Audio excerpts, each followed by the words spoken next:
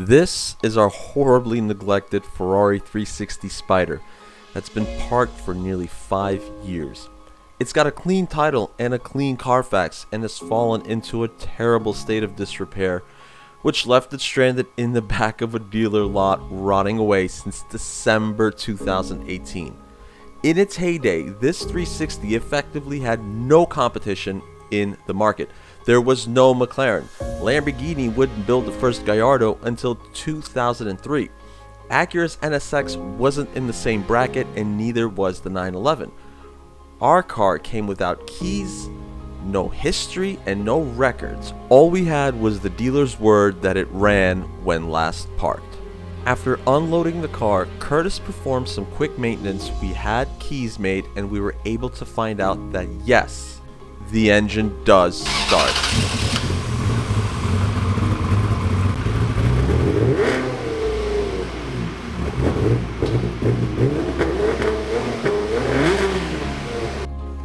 But now, it's time to lift the car and find out, was this car really a flooded vehicle?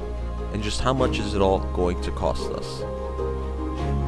The biggest concern for us, Curtis, is not to have to buy new bumpers, especially the rear bumper, because of this damage over here. So if we take a look, this is very obviously fiberglass, and fiberglass is like mesh pattern. It's kind of layered over and over and over and over again. It's glued together until it's hard, and it's a one solid structure. This is a pretty good hit. It's cracked in multiple places.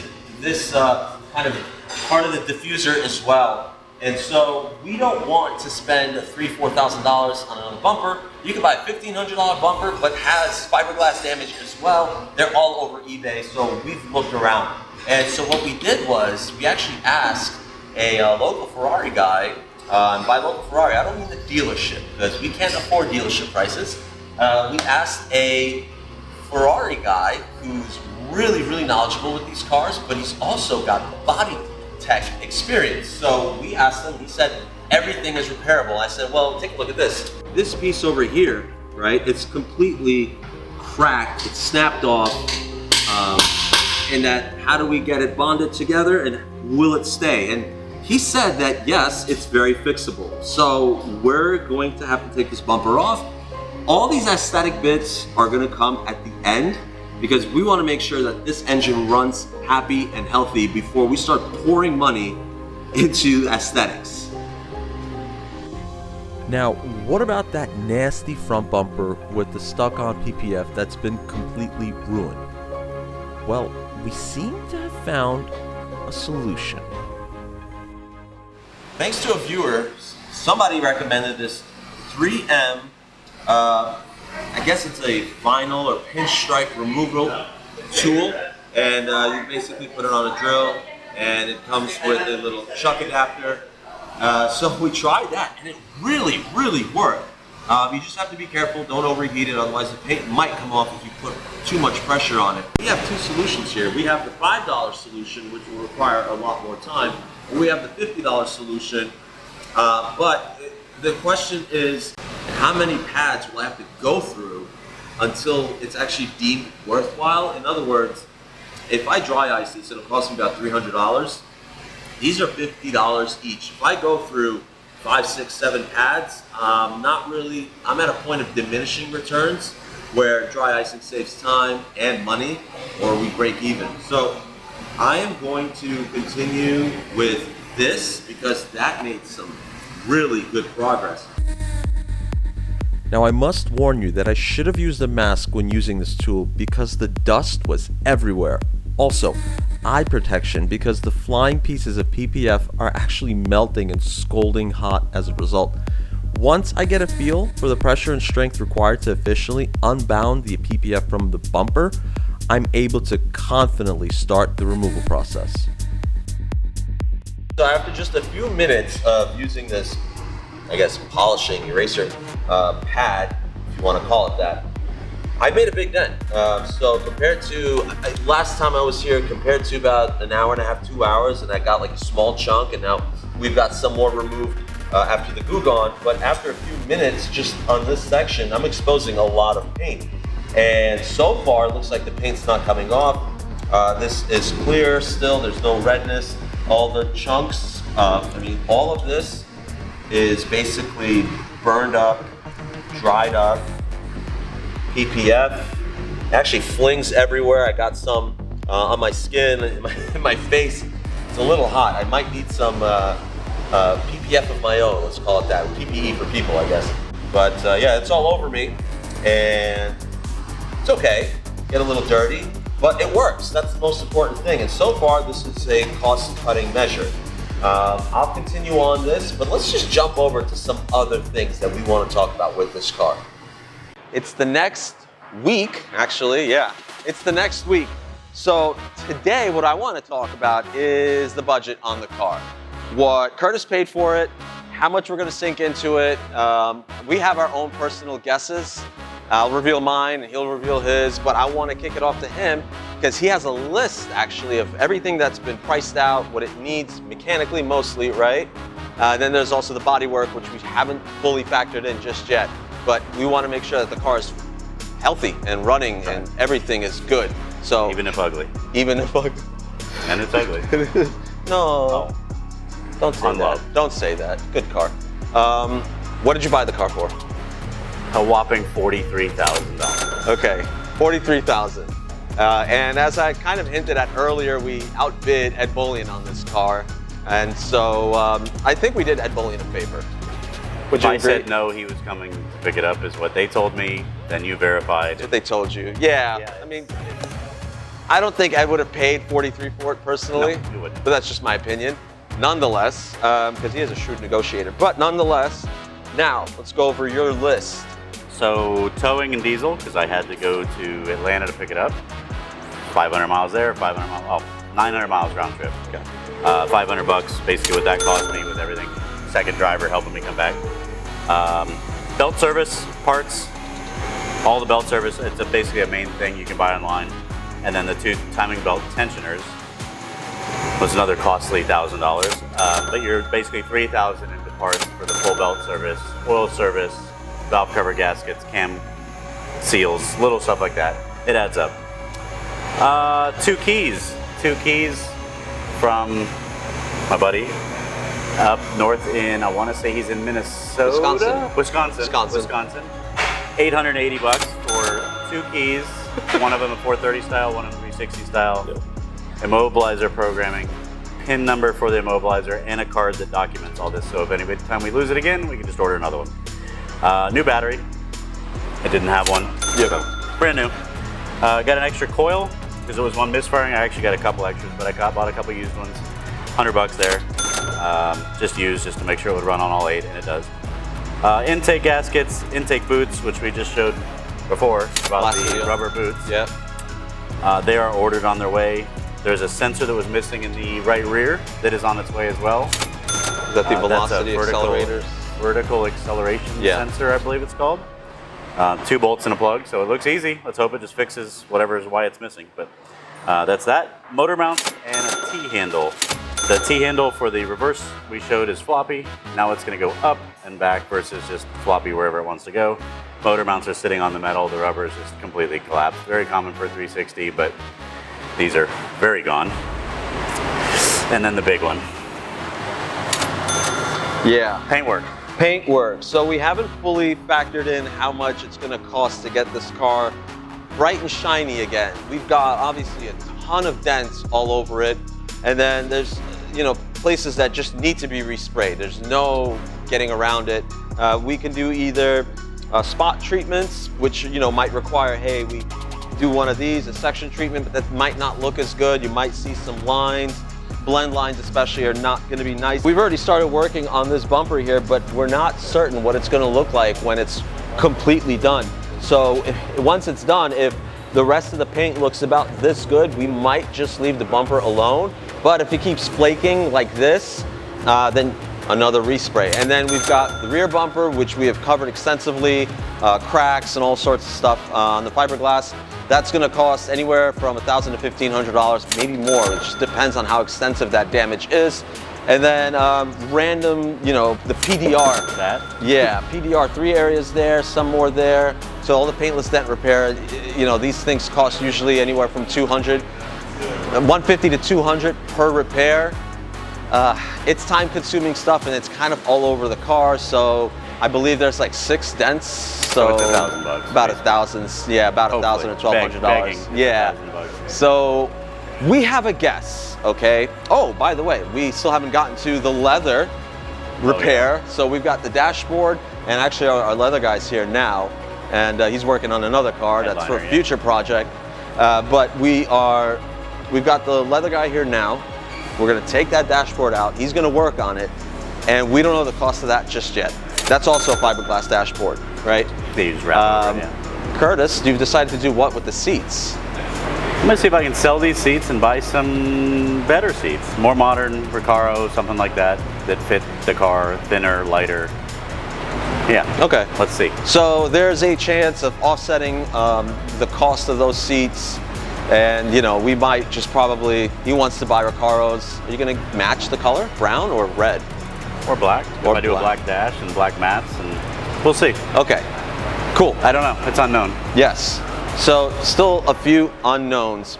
Now, you have a budget in mind, and I have a different budget in mind. Your goal is total spend, including the car. $55,000. We're up to 50. Yeah. I don't think he's gonna.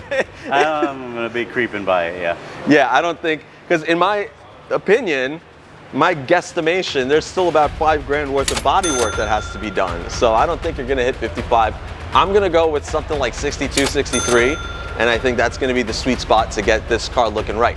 Now, before we continue, you had mentioned the transmission mounts or engine mounts were collapsed, which leads me to segue to something. A lot of people are still chat talking about this being a flood car. With no proof. With no proof at all. Somebody said they were gonna send me proof. I'm still waiting, by the way, because the Carfax is clean. We're gonna lift the car. We're actually gonna look underneath it now. Let's look for some evidence of flood damage.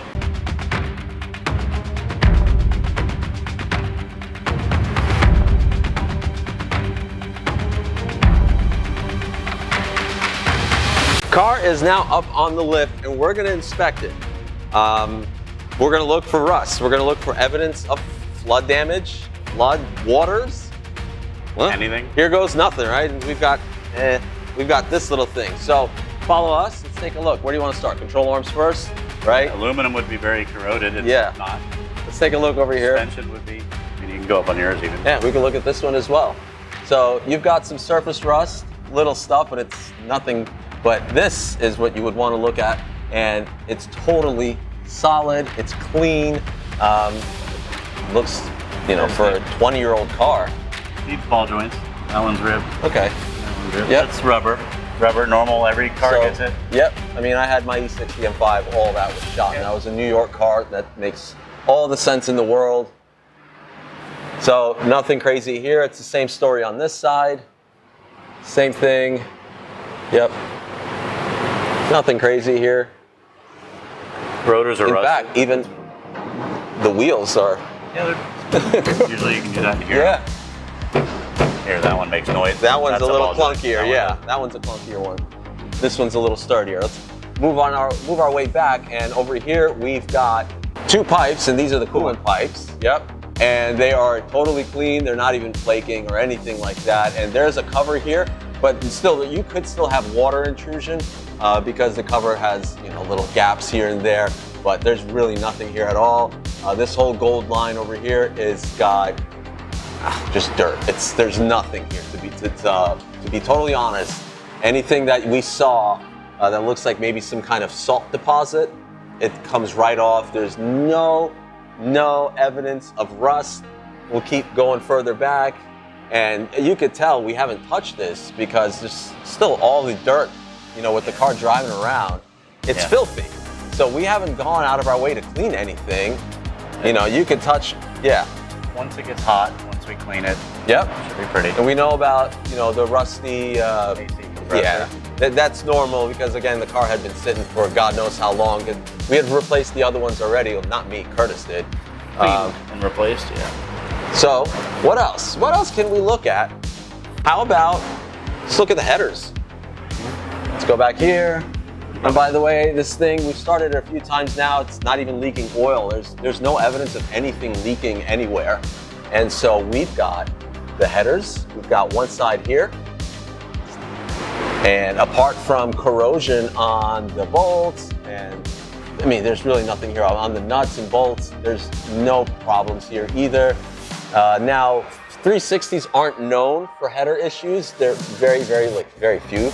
430s have that issue where they just completely snap and they can cause some catastrophic damage. But both sides of the headers, completely fine. There's no issues. If you look further up where the engine is now, it's clean. No leaks. Yeah. Nothing. Just a big old cracked diffuser. That's it. And then one last thing. We started with control arms. We're going to end it with control arms. And these are the rear control arms. And again, they basically look the same as they did in the front. Honestly, I've seen this exact kind of car in New York. So at the worst, this car has been driven. 57,000 miles is a higher mileage Ferrari. It's been driven through rain. And it does rain a lot in Atlanta, and this car did spend a lot of time in Atlanta. I think it was originally a Florida car though, right? Miami. Yeah, Miami car. So it lived in a lot of rainy climates, and that's really the extent of this car's water history. That's just what it is. It's the driver. It's just the driver's car, you know. And again, just so you don't think we're excluding anything, take a look at this control arm and this subframe and everything here. It looks basically exactly the same. Any rust that we have seen is purely cosmetic. It's just surface rust. We can take it and hit it. Junk. You can scratch that off. Yeah, we could. It just comes right off, right? So if you have a screwdriver, we can tap it with a screwdriver. The worst bit is, well, this little flakiness, but this is like a rubbery. There it is. Let's do it.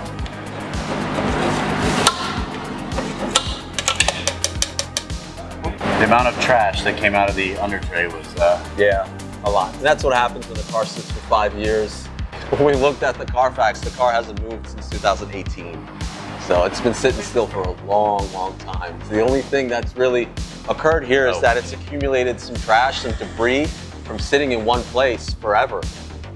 That's it. And you know, obviously, what we haven't looked at actually underneath was the extent of the bumper damage actually comes all the way down to the diffuser, which is going to cost even more money to fix. So we actually kind of completely forgot about how far down this damage went. We thought it was limited to this, but yeah, it's gone all the way down here. all the way through. Yeah. Oh gosh. We're gonna try. So it's looking like my prediction of $63,000 is probably the more accurate one for what total spent, not, you know, after, you know, not 43 plus 63,000, no. We're looking at, I think in my opinion, $20,000 in total spent. But once it's done, you know. We got a Ferrari. Now, it's time to remove the manifold to get sent off to powder coating along with the interior pieces. Arnold is the son holding the flash. Yeah, I was about to say that. I was just about to say that. Hold it still, damn it! I'm sorry, God. You'd imagine that once we've removed the intake airbox, injector rails, and the reservoir tank, that removing the manifold would be straightforward, but it actually requires some contorting and carefully removing all sorts of wiring and hoses that run underneath and to the side of the manifold.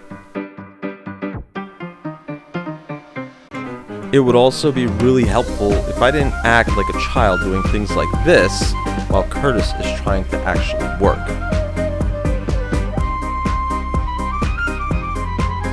All right, that's going to be it for today.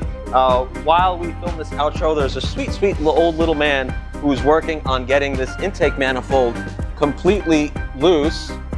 So still more to be done. On the next episode, hopefully we completely expose this engine and we take it from there. Thank you for watching. I hope you've liked, shared, and subscribed.